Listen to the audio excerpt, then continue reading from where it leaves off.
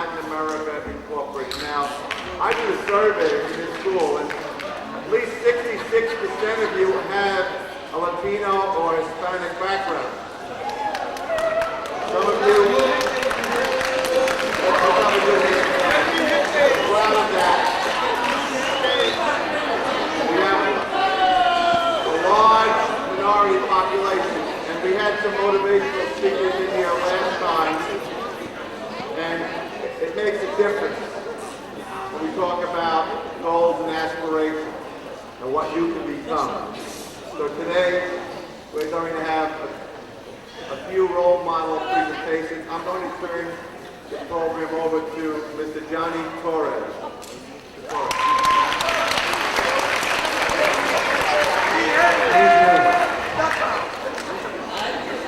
Good morning. Morning. All right. Let's try again. Good morning. That's the spirit. My name is Johnny Torres. I represent an organization called Save Latin America. Save Latin America is a community-based organization. Its main objective is to create a center of information for Hispanics, for minorities, because the truth of the matter is that there are many services and many programs to help our community, and not everybody is well informed about these programs. We function through 4 commissions. One of them is education. Education is very important to Save Latin America in our organization. Education is very important because the truth of the matter is that many of our youngsters are dropping out of high school without a diploma. We're very, very concerned with that. We're very concerned because that you're going to be doing tomorrow. But in order for you to do what we are doing today, tomorrow, you have to finish high school and you have to finish college.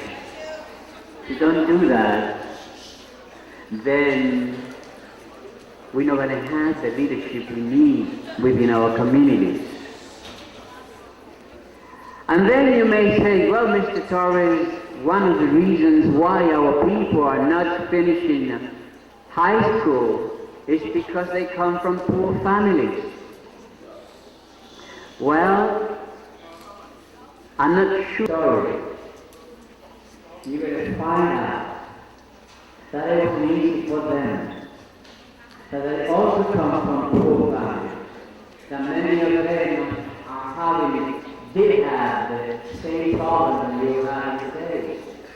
Yet, they finished high school, they went to college, they took a master's, and today, what are they doing? They're helping you mold your lives. They are sharing with you what they learn in college. They are putting in your hands the most powerful arm you could have, knowledge. If you ever heard, they are giving you that, they prepare you to be my leaders tomorrow. And then you may say, yes, but you know what, Mr. Torres, studying is very hard. Well, he teaches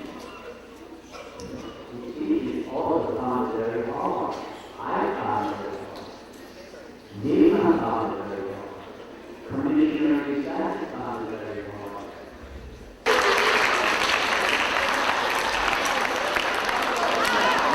Thank you all.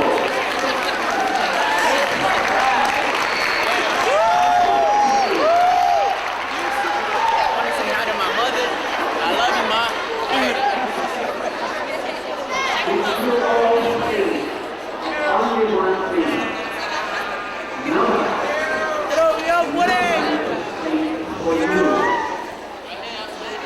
We do all kinds of protection.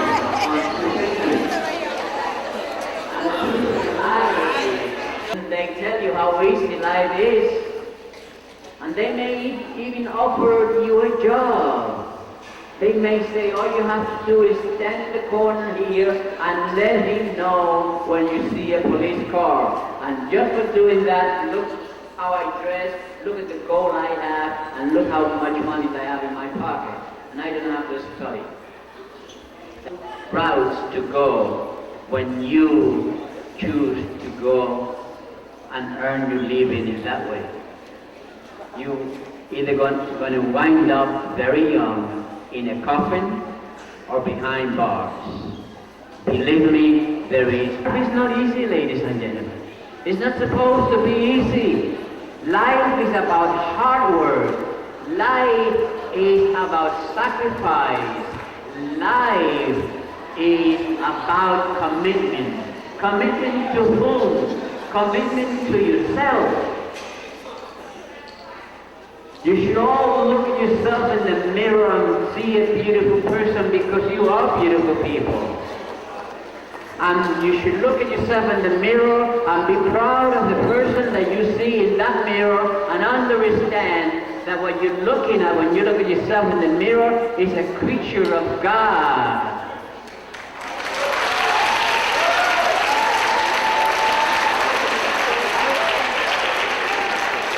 And because you are a creature of God, you do have all the talent and your potential is limited.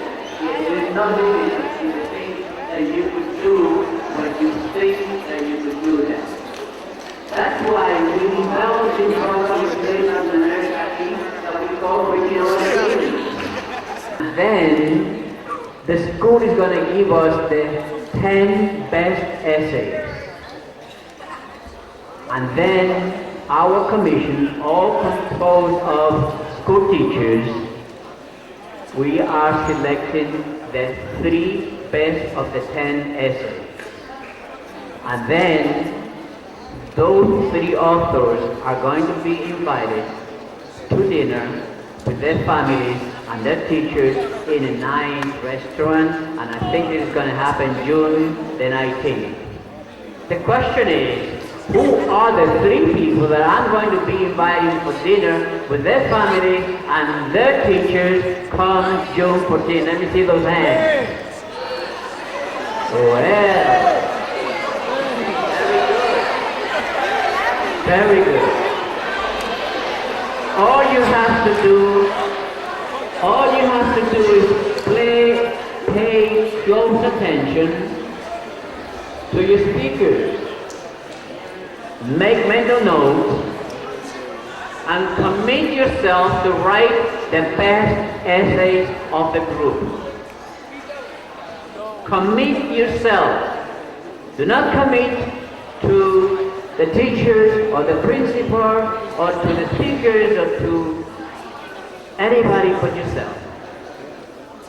You are going to commit yourself and you're going to say to yourself, I'm going to be invited by State Latin America 8 to have dinner with my family and my teachers on June 14th at the Radisson Hotel in Secaucus. A very nice place, a very nice evening for you.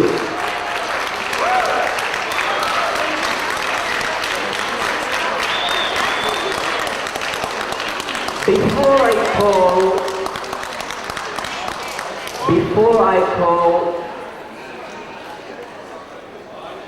the person who's going to be addressing you next, I'd like you to think for a moment. Think of your teachers. It's very important that you think of your teachers, because your teachers are the ones that are spending a lot of time with you. Because your teachers are the ones who take a lot of pride when you do good work. Because the teachers are committed to make sure that you become the doctors and the lawyers and the teachers and all the professionals that I mentioned before of tomorrow. So let's give a big round of applause for all the teachers in this room.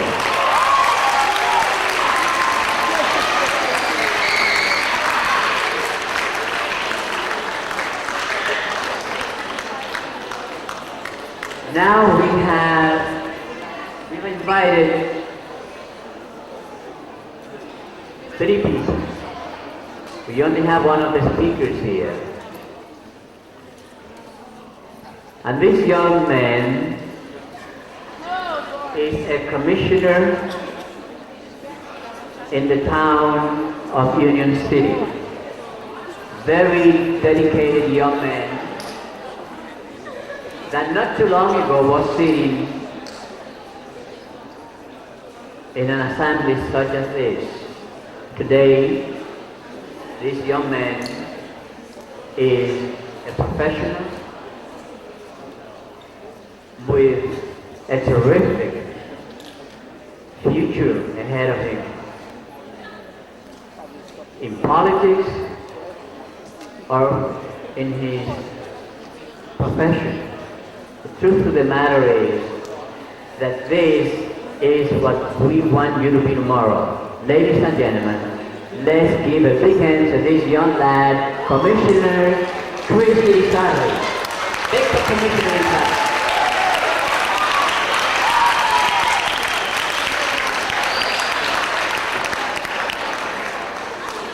First of all, let me thank Save Latin America for holding this event.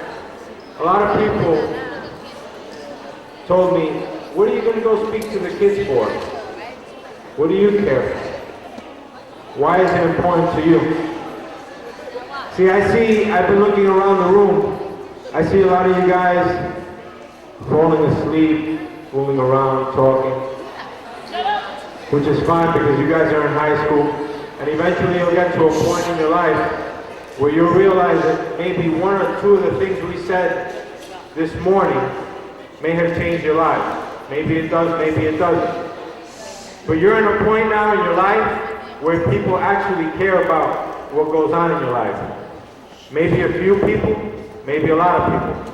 But you are going to get to a point in your life where nobody cares and you're by yourself. And you got to think about those people that were there for you at the times when people were there for you, that cared for you. Because yeah, there's going to be times in your life when you're completely alone. And you're going to be making decisions in your life that you're going to say, damn man, I wish I had somebody next to me to tell me what to do. It's going to happen. It may happen soon, it may be happening now, it may happen later on, but it's going to happen.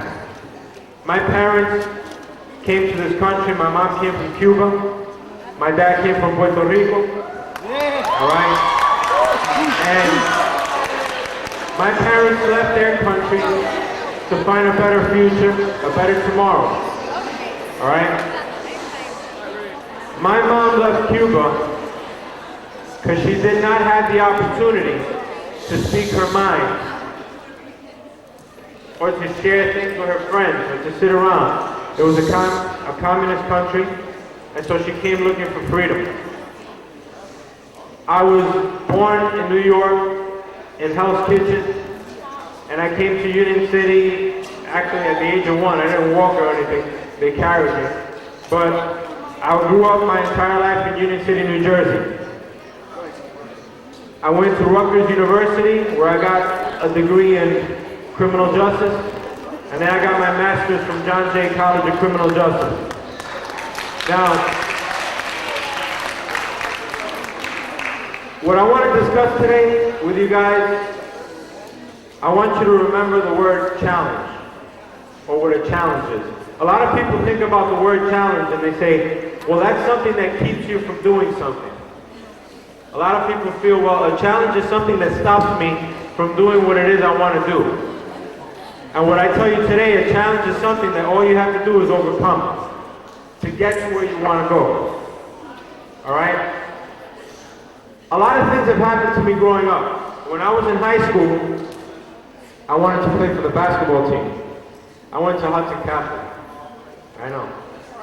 But I wasn't happy about it, but my parents made me go. When I was in Hudson Catholic High School, I remember that like 40 or 50 kids used to come out to try for the team, the basketball team. And I was a scrub, I was terrible. I'm lefty, I could only dribble with one hand. I was terrible. And I tried out my freshman year for the team, and I got cut. I was like, damn, I'm a scrub, right? Alright, that's fine. So my sophomore year, I came out, I tried out again, I got cut again. Yeah, I'm sure a bunch of you guys got cut too, but I ain't gonna say nothing. Anyway, my third year, I said, what did I do my first 2 years that I got cut from the team that I gotta do different this third year if I try out? A lot of my friends said, yo, don't even show up. You're gonna get cut again. And I was like, I don't wanna accept that. I wanna come out, I wanna try out, and I wanna make the team. So that whole summer, I played every single day in the yard, in the schoolyard. And I played basketball every single day. I'd be there at 7 in the morning. I played at 5 o'clock at night, 6 o'clock at night, sometimes 9 o'clock at night. I used to have fights with my girlfriend, because she used to say, oh, you ain't gonna go play basketball, you're gonna go fool around with some other girl, this and that, you know, jealous girl, you know how that is, right? But I used to go out, and I used to play ball, and I used to practice and try out. And finally when the tryouts came, I worked harder than I ever did, and I made the junior team, the JV team, and the varsity team. And it wasn't because I was a good basketball player. It was simply because I worked hard to try to do something that I wanted to do. And it wasn't the only time that I had challenges in my life. I mean, I remember my dad, when I was growing up, had a business. And he used to make really, really good money. And one day he got into a partnership with some guy. And the guy tricked him into signing off some papers where my father lost his business. And for a year, my father had no job, had no income, and my mother went out and started working at a factory. All right?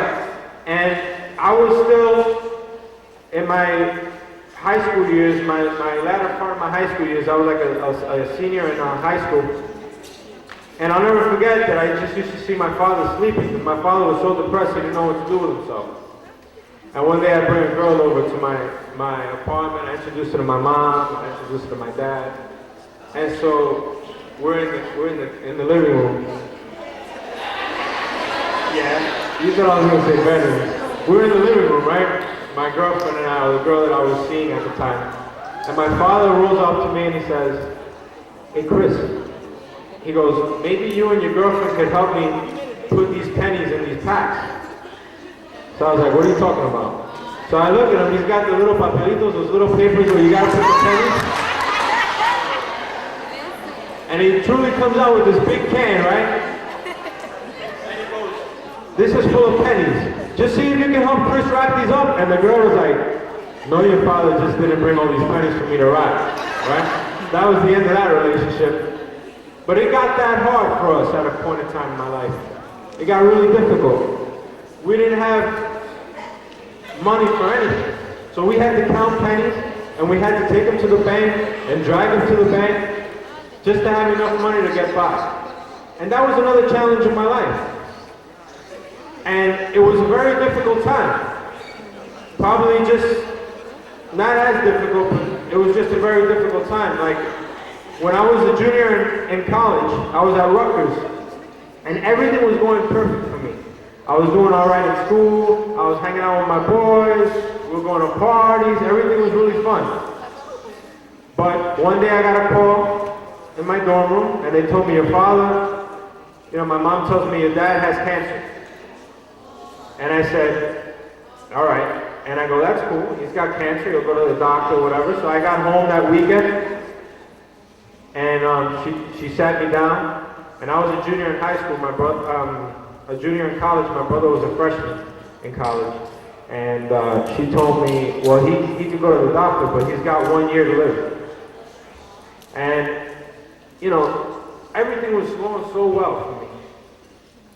And when she told me my father had 1 year to live, my world fell apart. Because my father was the one that brought the money home. He was working at the time, and everything was going all right.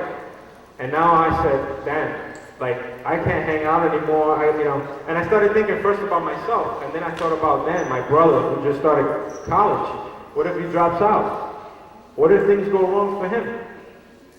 And for the first time in my life, I had to think, like an adult, I had to think about my family. And you'll never know when this part of your life is going to come to you. You never know what challenges are going to come your way.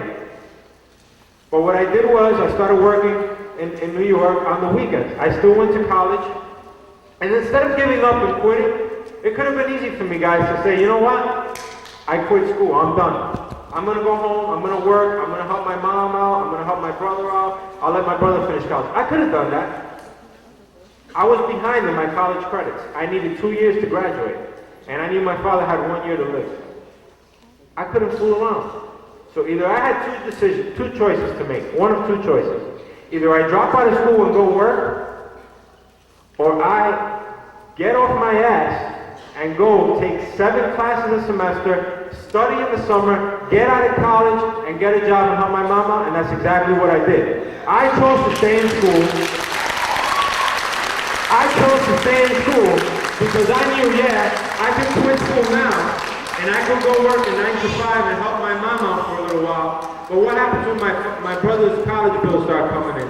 And what happens? Do I want to work, making a little bit of money the rest of my life and bust my butt to work my entire life and not make anything? Or do I want to make something of myself and finish school? So I accelerated my classes, and instead of graduating in 2 years, I graduated in 1 year.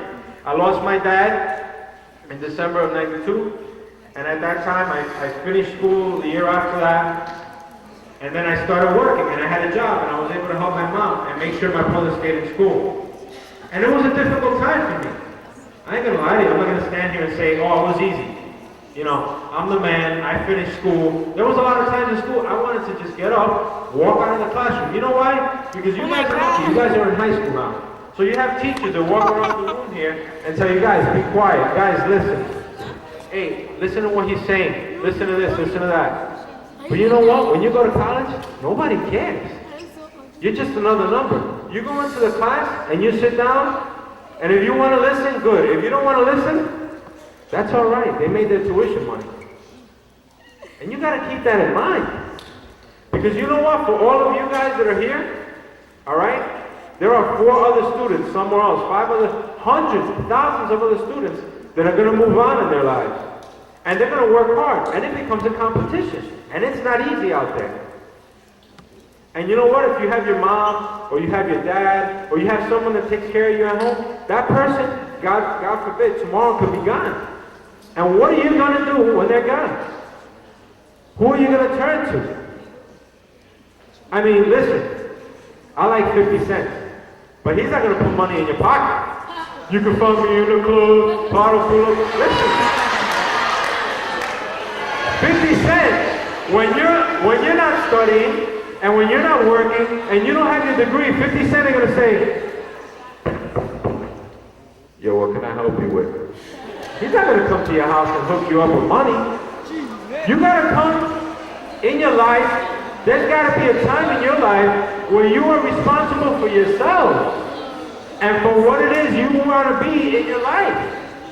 Because your teachers, at 3 o'clock or 4, whenever you get out of school, your teachers go home and they care about you. They put a lot of time to work with you during the day. But when they're gone, it's up to you guys to continue the success. Because they can't come to your house and take care of you and tell you to be quiet and turn off the TV. That's up to you guys. Because like I said, there comes a time in your life where nobody else cares about you. And you have to live on your own and do your own thing.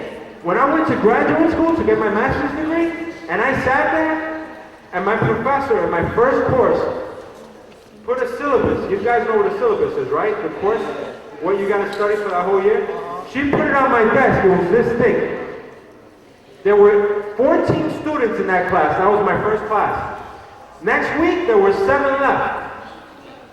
7 students had dropped out of the course because they saw that thing and they said, I ain't doing this. I already got my college degree. I don't need my master's degree.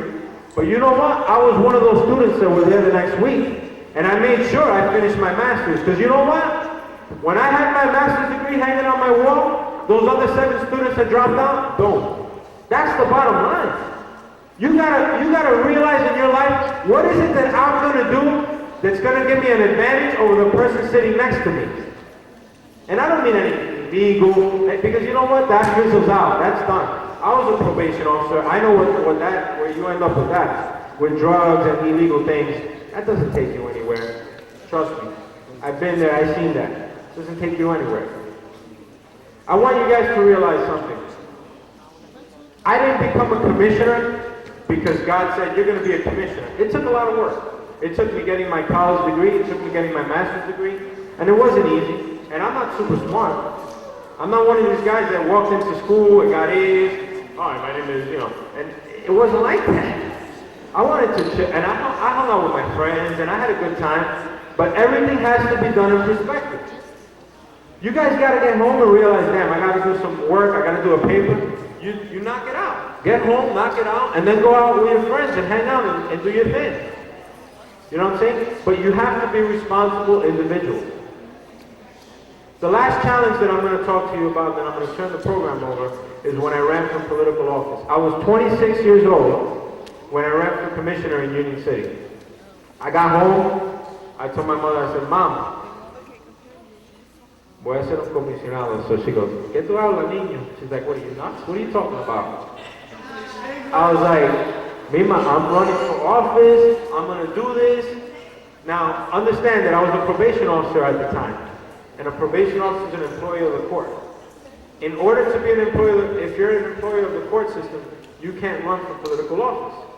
So when I told them that I wanted to run for office, they go, if you're going to run for office, you got to quit your job. So I'm like, damn, all right.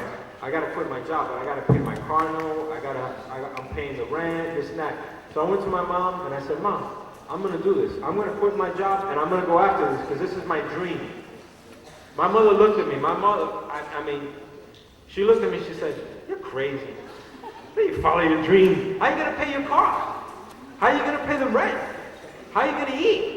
Where are you going to take your girl to eat? You know? And I'm saying, Mom, that's not important to me right now. This is something I want to do. So I quit my job. I saved a little money first. I quit my job and I ran for office. It was difficult. Extremely difficult. We had all the odds against us. And you know what? I lost the election.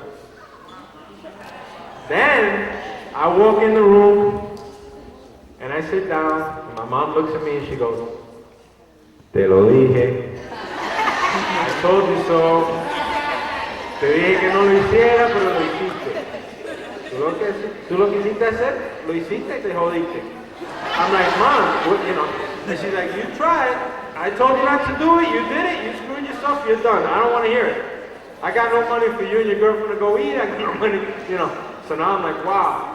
So I started applying for jobs and I got a job. I wasn't making as much as I was before. But you know what, guys? I still had a dream. I still wanted to run to hold political office. And so as time went on, I applied for a different job. And I got a different job. And before you knew it, the opportunity came again. And this past May of last year, the mayor from Union City called me and he said, I want you to run with me again. And I said, all right, I'll take another shot at it. And I go into my mother and I said, Mom, don't tell me you're going to quit your job again. I said, I'm quitting my job again and I'm running for office again. Tú estás loco, nene. She kicked me out of the room. She said, this kid's crazy. He's out of his mind. But guys, I had a dream. There's something that I wanted to do. And no one was going to stop me. And there's certain times in your life where fear, you have to take your fear and suppress your fear and say, this is what I want to do in my life, and go after it. And you know what? I went after it. I ran, and I won. And I was elected, and I got sworn in on May 14, 2008. And you guys, and now, it doesn't get any easier, because now, yeah, I'm a commissioner. So now people think, oh, yo, get me an apartment. Yo, Chris, get me a job. Yo, Chris, And they don't realize that what I need to do is be responsible for the entire city. All right? And for 70,000 people that live in Union City. And for 10,000 students that study in Union City. And then my job has a lot of responsibility. It's a $76 million budget. And it's very difficult. And there's times that I get home at 11:30. And it's not easy. It's a lot of work. It takes a lot of dedication. But you know what? It's what my dream was. It's what I wanted to do. And you guys, all I want to tell you before I stop is that there's going to be a lot of people that come up to you in your life and tell you, you can't do this. You can't do that. And all I want you to do is turn to that person at that time, because it's going to happen once in your life at least. They're going to tell you, you should think about doing this instead. Oh, I want to be a doctor. Well, you know what? You should think about being a mechanic. Yo, look at that person in the eye and tell him, I don't want to be a mechanic. I can do what I want to do, and I'm going to do what I want to do. So I wish you all the luck. I thank you for your attention. God bless you.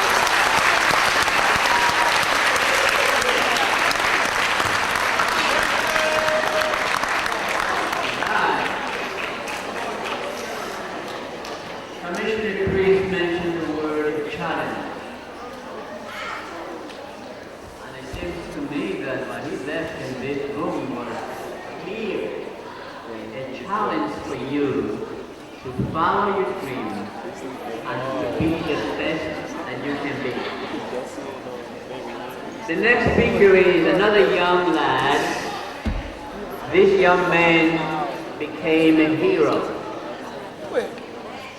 This young man has been recognized by the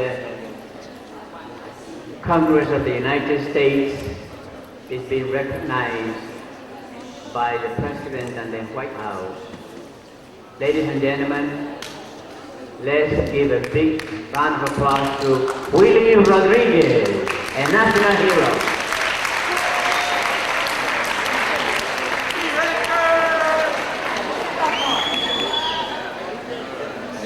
Hola. Hola.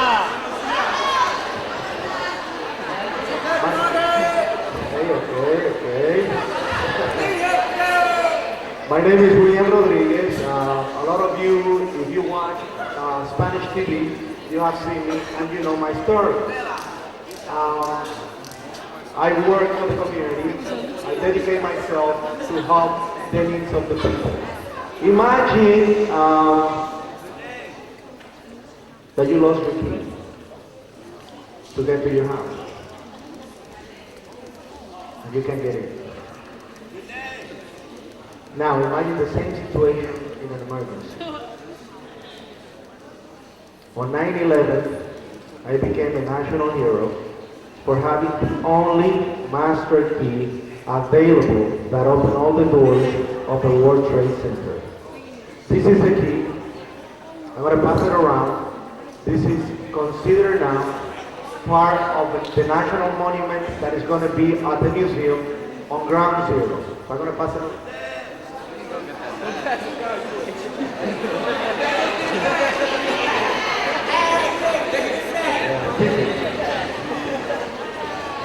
Okay. I'm going to make this short because we're running a little bit out of time. I'm going to tell you the whole life story. Basically, I come from a very poor family from Puerto Rico. We had a very difficult time over there. I decided to stay in school. I went through all difficult times that you are going through now. But I decided to stay. I used to be a magician.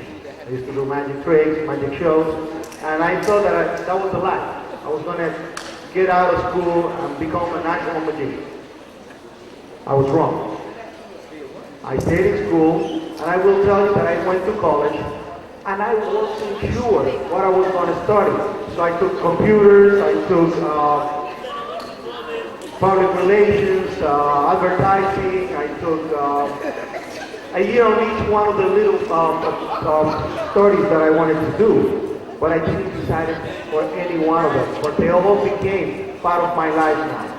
I'm going to tell you a little bit of the story of 9/11. On 9/11, when the plane hit the building, you listening?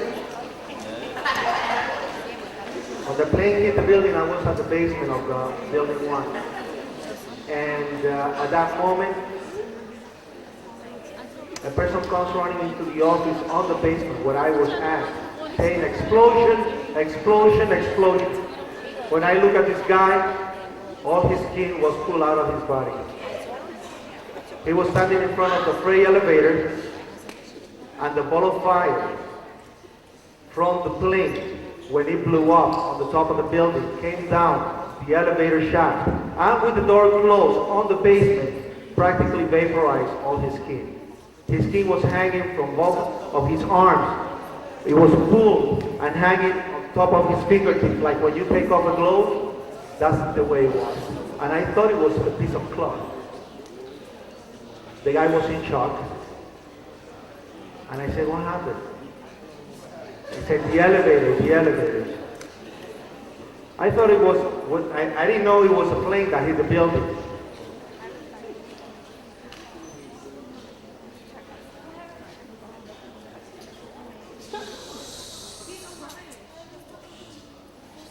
The guy, his name Felipe David, the guy from Honduras, totally burned. Another explosion, the building shook from side to side. The false ceiling fell apart. The sprinkler system got activated, and screams all over. I started pushing everybody out of the office. I took Felipe David on my shoulder and I took her out of the building, put him on an ambulance. And when I looked up, I saw the building on fire. And the only thing that came to my mind was the people at Windows of the World. That was the restaurant at the top of the building. 68 people died on Windows of the World. 68 people that I used to have breakfast with every morning. I had the only master key because I was the person in charge of all the stairs in the building. At that moment, I started screaming to everybody, we gotta go back. We gotta go back. Nobody wanted to go back. The supervisor used to tell me, William Rodriguez, you stay here. You're not going back in. I said, no, I'm going back in. I went through the basement again. And as I go to building 2 to find some help, 2 people are there that didn't even know that the building was on fire. Because they were on the other building, on the basement of the other building. I told them to get out, go running into the first building again. I find one person in charge of recycling telling me, I hear screams, I hear screams. I put my ear right next to one of the freight elevators, and I hear people crying and screaming because they were getting drowned. Drowned because the sprinkler system of all the floors, all the water was coming down the elevator shaft. And they were encapsulated between 2 sub-levels. There were 6 sub-levels inside the building. Building B1, B2, up to B6. They were between B2 and B3.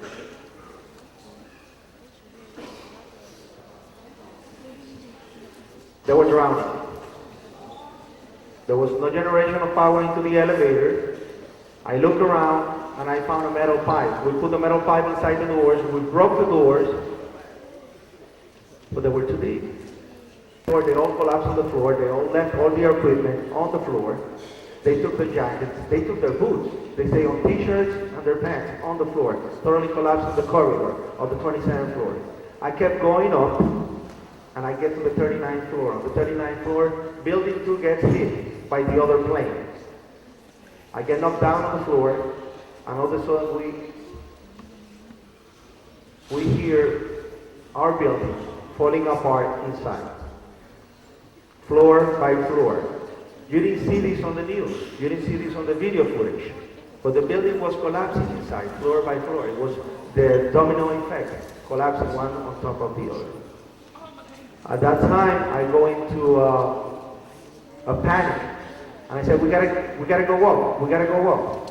And the police officer tells me, no, Willie, you have done enough. This is not your job. You don't get paid for this. You're my responsibility. You see a civilian, please get out.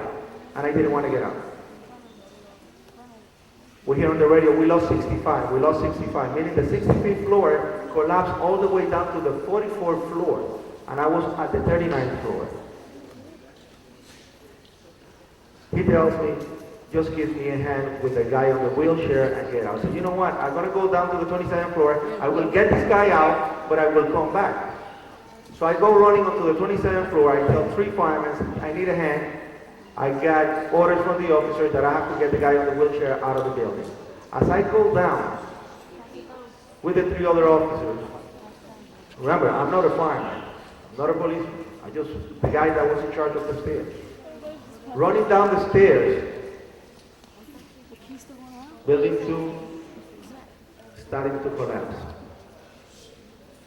We get knocked down. It was a scene like the movie Earthquake, or like the movie The Power of Inferno. Pieces of the building falling right next to it. The staircase is falling apart.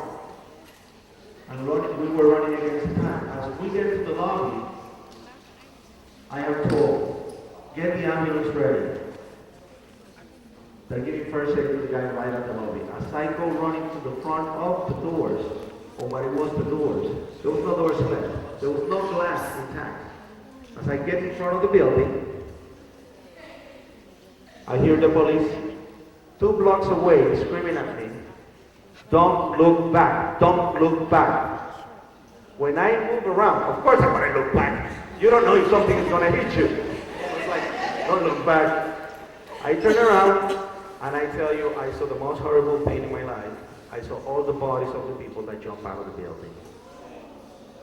And the most difficult thing was people that I opened the door, I got them out because I recognized their uniform. They came out of the building and said, oh my God, I saved myself.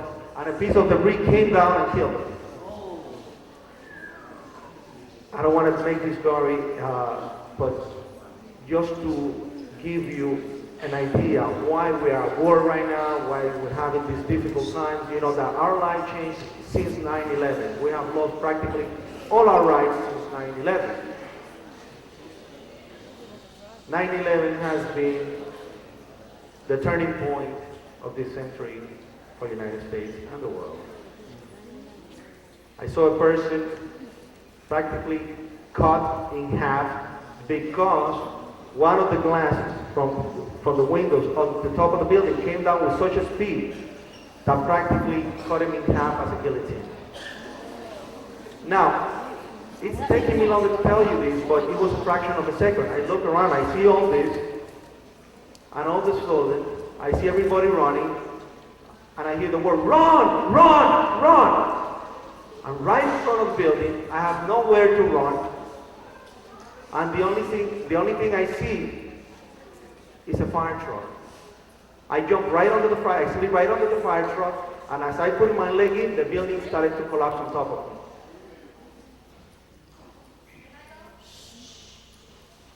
I was pulled from the rubble. I survived under the rubble. And automatically started to fight for the needs of the community, and especially became the leader of the victims of 9/11, represent the undocumented, represent the displaced workers, and so on. Now, what does this have to do with you? I stay in school. I went to college. Now, I didn't know that I was going to become a national hero. Congress automatically made me a national hero, then in Chile, then in Puerto Rico. That opened the door for me to actually go and fight right away with the needs of the community. So, when I'm actually right now nominated for the Medal of Freedom. But what I did was, I took that recognition, which I personally didn't care. I lost 200 friends that day. 200 friends. Just imagine the amount of people over here disappeared in a second. 3,759 people died on 9/11.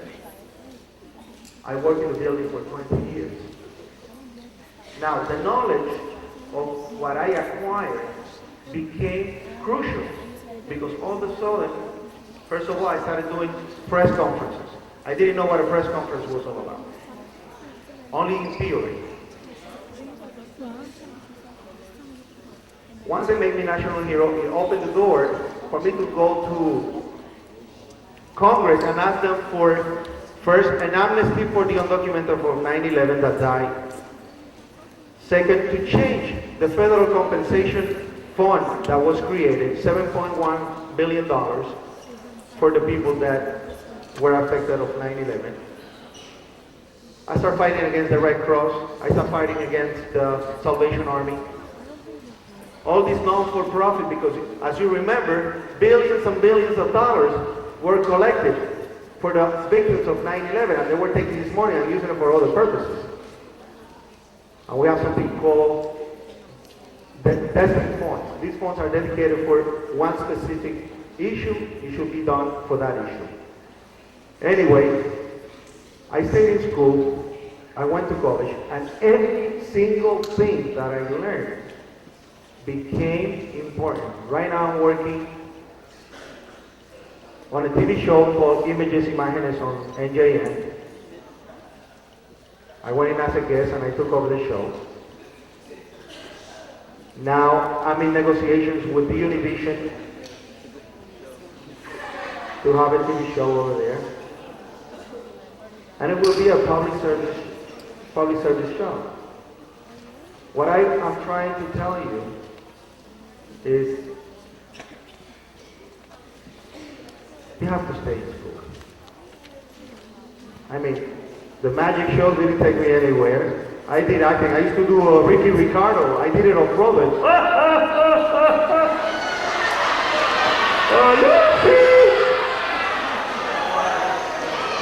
But it helped, because when I went to fight for the needs of the people, I used to go say hello to my little friend. Hey, come over here. I have something to tell you. But you see, it worked. It worked. That knowledge was important.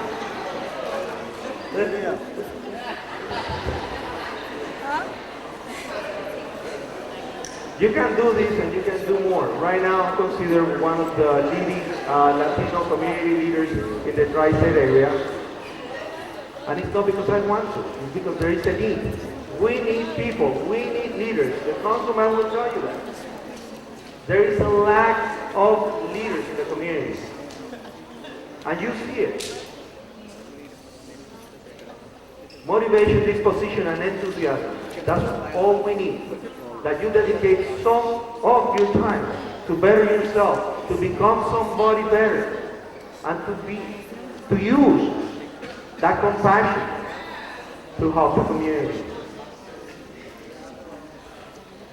Now, all I want you to remember that you can achieve every single one of your dreams, but you have to have guts. So stay in school, and God bless you.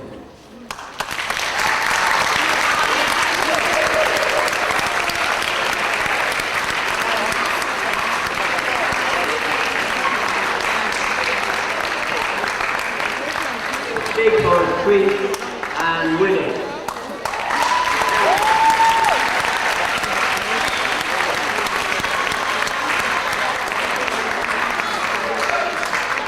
The third speaker called this morning. This lady is a banker, excellent banker. Unfortunately, something happened, she couldn't make it here. Usually we bring 2 men and 1 woman, or 2 women and a man. Today we lost one of the speakers. However, what did we get here today? You heard how a young man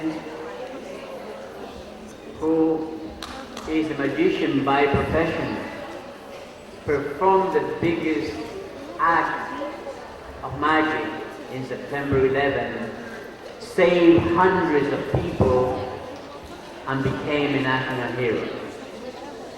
And this man comes from a very poor family. You heard Commissioner Irizarry, who mentioned the word challenge, and the challenge he had in his life.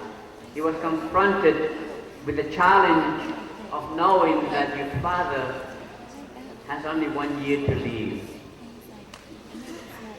He had a dream. And despite the fact that he was confronted with this challenge, he believed in himself. He believed in his dreams. And he understood one thing. My dream will never come true unless I educate myself. And he went on to educate himself. And these young men do have a terrific future in politics, in criminal justice, and he becomes a very famous lawyer. You all have the same opportunities that Christy Rizarri, Commissioner Christy Rizarri, had. But you know what? You have to stop thinking of wishes and turn those wishes into dreams. A wish is a myth. A dream is something that you expect and that you plan and work for it. And I want to close by saying to you that you are a wonderful audience.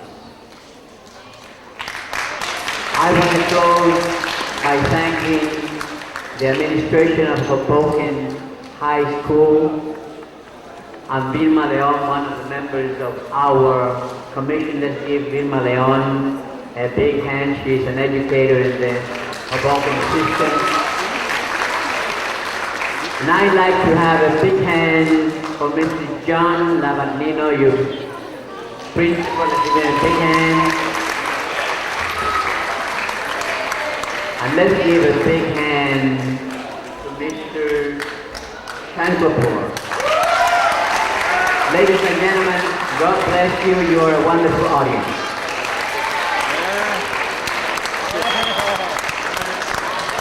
On behalf of Mr. Lavandino, I want to thank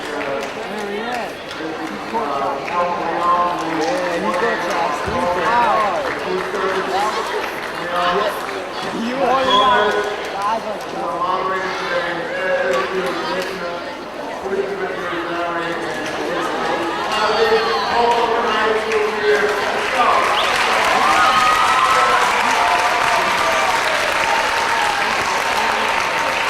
please do not leave on your own. People in the center section, please sit down in the center section. You're sitting on this side, you're going to third period throughout this way. Who has the